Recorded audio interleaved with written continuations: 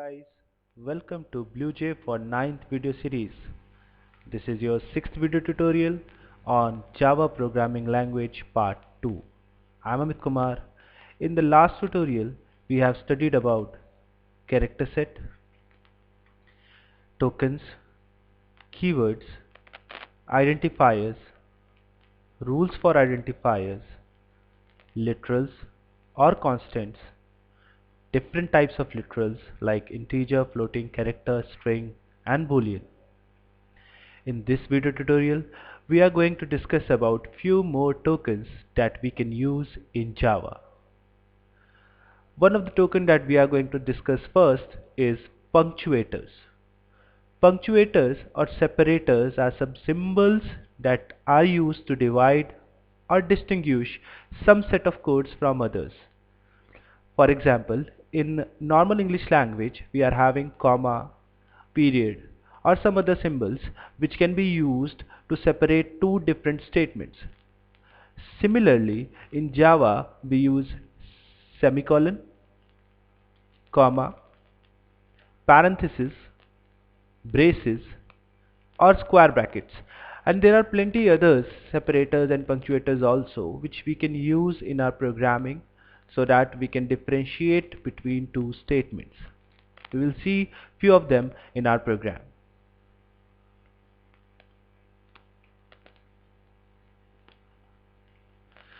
The next one is operators. Now we have to perform different type of operations in programming, and to perform those operations we are having some specific symbols. Well, Java has a wide set of operators in which we can use them according to our need, but most of the operators can be categorized among unary, binary or ternary operator. So what are operators? Operators are specific symbols which are used to specify operations on the operands. For example, plus, minus, divide, multiply. I have used simple examples over here, but when we will discuss about different type of operators in our upcoming tutorial, there we will see some more symbols. Now here I have classified, here I have categorized, actually I have not categorized, Java have categorized the operators into three basic types. They are unary operator, binary operator and ternary operator. Now operators which perform operation on one operand only, that means you might be wondering what is an operand. So operand can be any variable, operand can be any literal, any constant on which actually the operation is being performed. For example, if we write a simple statement a plus b, then a and b are operands and plus is the operator. So in case if an operator is performing an operation on only one operand, then that is known as unary operators. And if any operator is performing on two operands, then of course it is known as binary operators. Most of the operators that we are going to deal in Java are binary operators. Few of them are unary also. But there is one special category of operators that is known as ternary operator, which actually perform operations on three different operands. We are going to discuss about ternary operator in much more detail when we will discuss conditional statements or decision control structure later on in this particular video series. So right now we have discussed about punctuators and separators, operators and categories of these operators. These are few tokens that we can use. The tokens that we have studied till now were keywords, identifiers, literals, punctuators or separators and operators. Now let's see the naming conventions for identifiers. We have already seen in the previous video tutorial that what are identifiers and what are the various rules that we need to follow if we want to create an identifier. In this video tutorial we are going to focus on the conventions that we can follow or that we have to follow while creating an identifier. I'm telling you these are conventions, these are suggestions provided by Java. So they are not any specific rule according to which you have to declare the identifier. But when you are creating an identifier, you should follow this convention so that you can follow the same standard created by Java. For example, if we are creating any methods or any variables, it should start with a leading lowercase alphabet. That means the first alphabet of the name should be in lowercase. Names of all cases and interfaces start names of all classes and interfaces start with a leading uppercase alphabet. So methods and variables, they will start with a lowercase alphabet, and classes and interfaces, they are going to start with an uppercase alphabet. If more than one word are used in an identifier, the second and subsequent words should begin with an uppercase alphabet. To understand this, you can see it as,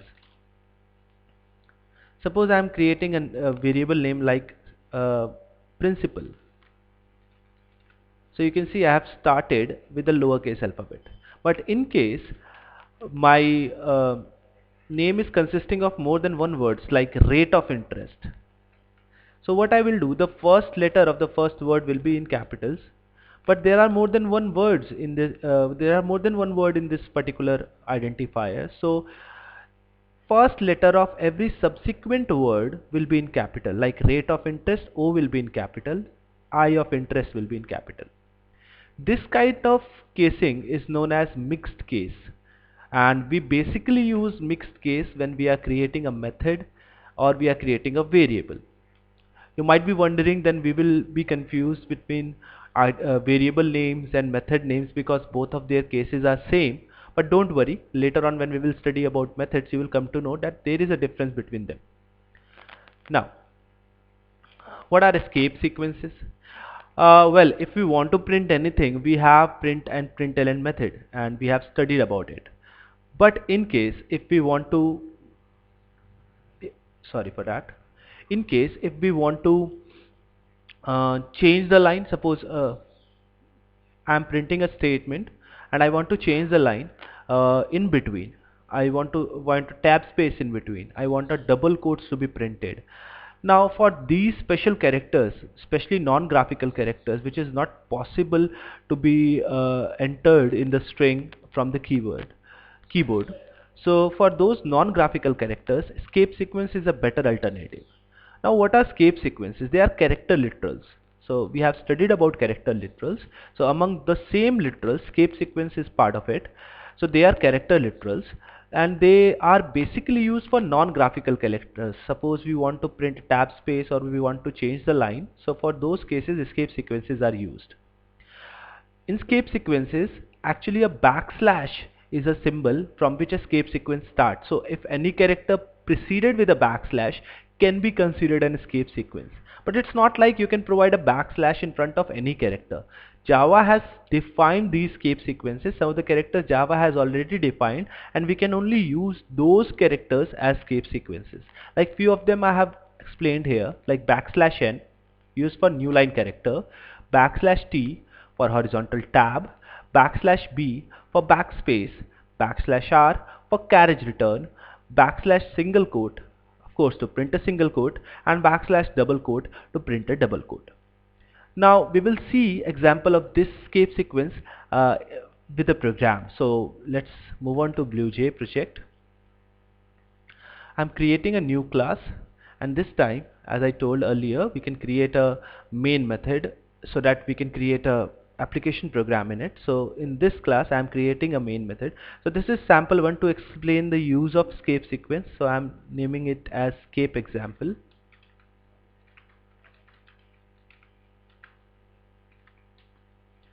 And I am opening the code editor window.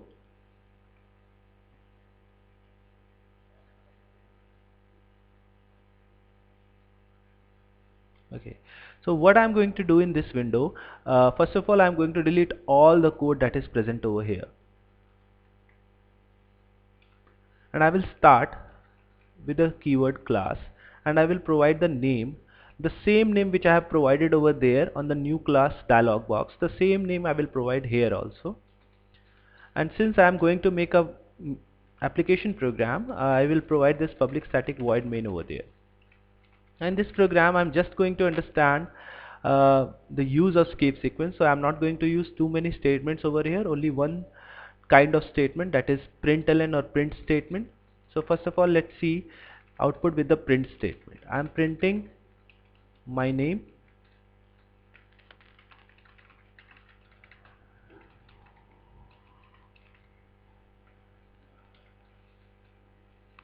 and of course I will print my hometown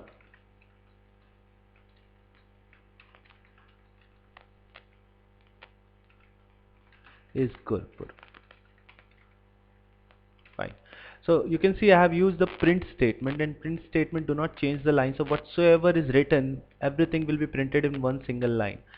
So first of all, save this program, then compile it. You can compile on the code editor itself. The shortcut is Control K. Okay, and just move back to the project window. It's compiled, and right click on it and click on this void main and OK. So you can see everything is printed in one single line, right? Of course you can say that I can use println method to change the line, but what I want to change the line in between. I want that after printing my name is, this Amit Kumar should be printed in new line. And for that, what I need to do, for that I have to use an escape sequence like \n. Now as I told you, \n is to change the line. So if I will provide a \n over there, definitely it's going to change the line. Let's see. Now we can compile from here also or from here also. If you are on the project window, right click and click on the compile, then right click and click on void main and OK. Now you can see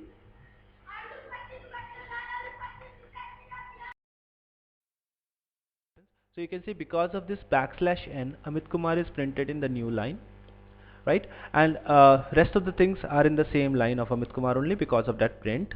So if I want to change line again after Amit Kumar, I can use \n. Now what I want,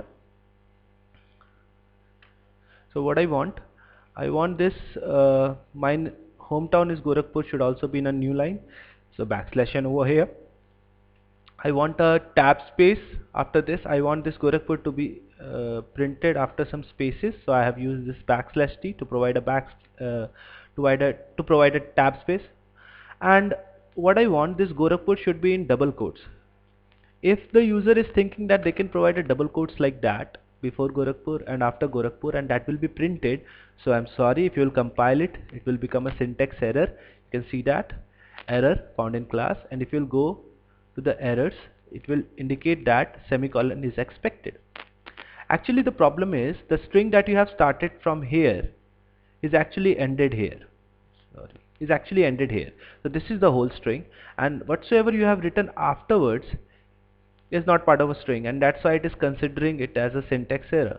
So it is not possible to print double quotes within a double quotes directly. So for that we use a \double quotes, so an escape sequence again for that.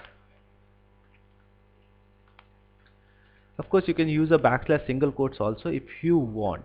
Okay, if you want. I don't want that single quotes here in this program. So let's see the output now.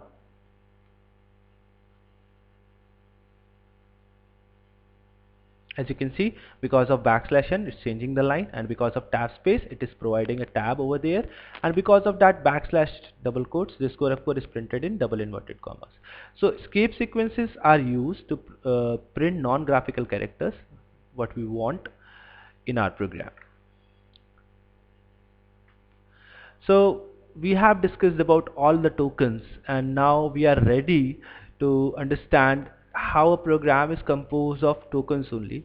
So here I have created this sample code, a sample class with a main method. Of course it's an application program, and with a simple println hello world. Now I have made these statements in colorful codes. Too much disturbance today, sorry for that. So let's see, this program is having codes in specific colors, like you can see class, public, static and void are in red colors. And why? Because they all are same kind of tokens. Class, public, static, void, they all are keywords, and as you know, keywords are provided by Java, so they have their specific meaning. The words that are written in blue colors like sample, main, string, args, system, out, println, all these are identifiers. Now you might be wondering that you have not given any name. Actually few of them you have not given, like class name you have provided as a programmer, but main it's already declared, string already declared, args, well you can provide any name over there. System out and println also are already declared, so how can they be an identifier? Actually, uh, sample is a name which is provided by you, main is the name of a method, and a method name is an identifier, though some programmers have already given it, so but still it is the name provided by a programmer, so they are considered to be an identifier, like string, arg, system out and println. So they all are identifiers over here. We will see much more detail about it later on. Few things are in green colors over there, like this braces, like this parenthesis, square brackets and this semicolon. So all these are punctuators. So you can clearly see a program, any sample program or any program created in Java are composed of tokens. The next topic that we are going to study in this tutorial is about data types. However, data types will be more meaningful for you once you study about variables that we are going to start in the next tutorial. But what is a data type actually? So they are used to identify the type of data. In programming, we are going to use different varieties of data according to the need of the program, and a specific kind of data is known as data type. Basically, Java provides two types of data types. One is known as primitive, one is known as non-primitive. Primitive data type is also known as intrinsic, built-in, fundamental or basic data types. Non-primitive or derived or reference data types are the second kind of data types. We are going to use non-primitive or derived data types later on in 10th class. In 9th class, we are only going to focus on primitive data type. Now, what are primitive data types? The data types that automatically allocates memory. So primitive data types are fundamental and built-in, so they are predefined, but of course, so they are predefined data types that allocates automatically in memory as soon as the program is loaded in the memory. So as soon as you will run the program, as soon as you will execute the program, and as soon as this data type is executed, it allocates space in memory. But for non-primitive data types, the programmer have to take the pain, and the programmer have to create a space in the memory for it. Java have provided us different primitive data types to deal with different types of data, like all the primitive data of integer, floating type, character and boolean, they can be dealt with help of primitive data types. You can see string literals, and we don't have any specific data type available, I should say any specific primitive data type available in Java to deal with string literals. So string literals and the data type for it, that we will discuss in class 10th. But let's see different data types available in form of primitive data type for these literals. Actually, Java created different keywords. Java creators have created different keywords to deal with the primitive data types. For example, let's talk about integer data type. So the data types which are dealing with integer values or integer literals are of course integer data types, and Java provides us 4 different keywords to deal with integer data types. They are byte, short, int and long. The difference between these keywords is about their size, about the space they take in the memory. For example, byte takes only 1 byte, short 2 bytes, int 4 bytes and long 8 bytes of spaces. And this amount of space in memory actually decides the range of value they can support. As much bigger the size will be, as much bigger the value they can support. So you can see byte is supporting from -128 to 127, short is supporting from -32,768 to 32,767, integer is supporting from, well, I'm not going to say that number, and of course not of a long, you can read that by yourself. Let's see few more primitive data types. Now we have seen integer data type and the keywords that are used for integer literals. So some keywords are there that are going to deal with the floating point literals, and these are float and double. Float is occupying 4 bytes of memory in space and double is occupying 8 bytes of memory in space, and again their range is actually decided according to the amount of space they take. Here the data is represented in exponential form, from negative exponents to positive exponents. Uh, the next data type that we are going to discuss is character data type, dealing with character literals. This data type is having keyword char, which occupies 2 bytes in memory. And as we studied, Java supports 65,536 characters. Actually, there is a mistake over there. It should be 0 to 65,535. This is the mistake. Java supports total 65,536 characters, and the code starts from 0 up to 65,535. Boolean data type. These are used for logical or Boolean values. Boolean data type occupies 1 byte in memory, and of course there are only 2 Boolean values. It supports true or false. So that was the end of this specific tutorial. In this tutorial we have studied about punctuators and separators, operators, unary, binary as well as ternary, some naming conventions of identifiers, and also we have seen a program in which we have explained different tokens, escape sequence, data types, primitive data type. Among the primitive data type we have dealt with byte, short, anti and long, which is part of integer, float and double, which is part of floating point, char, which is part of character data type, and of course the Boolean data type. That's only we are going to discuss in this video tutorial. Thanks and happy programming, and don't forget to subscribe the channel and share the videos. Leave your comments. I'm waiting for it. Happy programming.